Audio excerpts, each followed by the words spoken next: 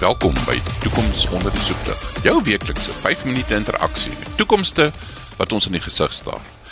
Ek is Rian van Vieren en vandag vra ons 'n snaakse vraag. Is daar 'n zombie-apocalypse in ons toekoms? 'n Gereelde luisteraar het my onlangs verras met die opmerking dat sommige scenario's wat ek in vorige episodes beskryf het, beelde van 'n zombie-apocalypse by hom opgeroep het. Hoewel ek nie spesifiek zombie-verhale in gedagte gehad het nie, is dit 'n treffende metafoor vir die uitdagings wat die mensdom vandag in die gesig staar. Toekomsscenario's, of dit nou voordelig of ontwrigtende uitkomste insluit, baat by narratiewe wat abstrakte risiko's tasbaar maak. Zombies soos gesien in talle films en reekse, is nie net vermaaklik nie, maar ook 'n kragtige hulpmiddel om moontlike toekomste te verken. In popkultuur is zombies gedagteloos, aansteeklik en meedoenloos. Eienskappe wat ontstellend goed pas by sommige van die grootste risiko's wat ons vandag ervaar. Kom ons bekyk dit van nader. Eerstens, die gedagtelose aspek. In toekomsdenke kan dit verwys na tendense wat ons blindelings volg, ons tegnologieë of stelsels wat groei sonder doelgerigte beheer. Dink aan sosiale media-algoritmes wat verkeerde inligting of polarisasie versterk. Hierdie algoritmes beplan nie doelbewus chaos nie.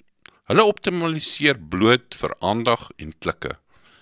Die gevaar is dat sulke stelsels vertroue, empatie en kritiese denke ondermyn, amper soos 'n virus wat ongemerk versprei. Tweedens, die aansteeklike element. Ons het gesien hoe vinnig siektes en idees kan versprei.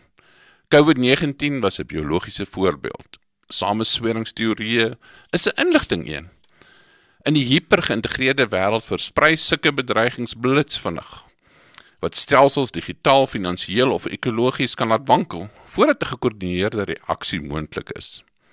'n Toekomstige zombie-scenario hoef nie vleisetende monsters te wees nie, maar kan 'n kaskade van stelsel-ineenstortings wees wat grense oorskry. Derdens, die meedoenlose tempo. In zombiefilms is die gevaar onverbiddelik. Jy kan dit nie omkoop of daarmee redeneer nie.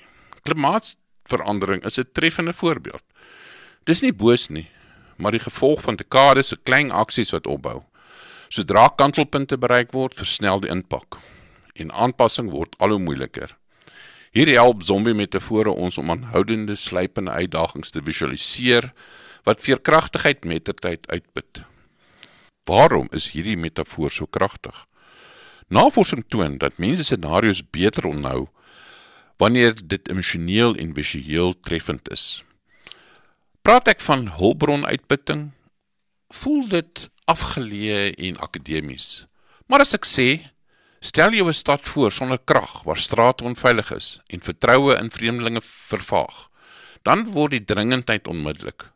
Zombies maak die gevolge van niks doen tasbaar, sonder om mense in vrees te laat verstik. Ons kan selfs verskillende zombie-tipes en toekomsrisiko's identifiseer. Eerstens, stadige zombies. Krisisse soos afnemende grondvrugbaarheid, oseaanversiering of verouderde infrastruktuur. Hulle slyp oor dekades nader, maar sodra die stelsels val, is die impak skielik baie ernstig. Tweedens, vinnige zombies. Skielike skokke soos pandemies, kuberaanvalle of geopolitiese krisisse. Hulle versprei wêreldwyd en vereis vinnige reaksies. Derdens, sosiale zombies. Verskynsels soos massamisleiding, polarisasie of manipulasie, waar mense optree op maniere wat hulle eie belang ondermyn. Die waarde van hierdie metafore lê nie net in die beskrywing van die bedreigings nie, maar in die oefening van ons reaksies daarop. In zombieverhale is die oorlewendes die wat slaag om saam te werk, om aan te pas en gemeenskappe te herbou. Dit is 'n les vir die werklike wêreld. Veerkragtigheid is sosiaal sowel as tegnologies. Zombie-veerkragtigheid kan insluit. Eerstens, gediversifiseerde stelsels. Voorsieningskettings wat nie ineenstort as een streek getref word nie.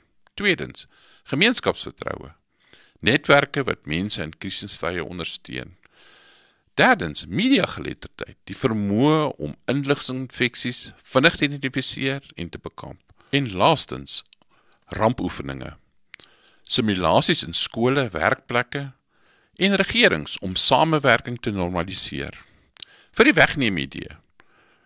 Toekomsdenke leen dikwels by wetenskapsfiksie. Nie omdat ons zombies in die hoofstraat verwag nie, maar omdat sulke beelde ons help om buite die hede te dink. Dit daag aannames uit en dwing ons om te vra, as dit gebeur, wat doen ek? Zombies verteenwoordig kragte wat ons sosiale omgewings en tegnologiese veerkragtigheid afbreek. Deur vooruit te dink en aan te pas en saam te werk, kan ons samelewing lewendig, gesond en menslik hou. Dit was Môre onder die soeklig. Bly waaksaam, bly nuuskierig. En nou dalk die metaforiese bofbalkolf byderhand. Nie vir zombies nie, maar vir slegte idees, brose stelsels en die selftevrede houding wat hulle laat insluit.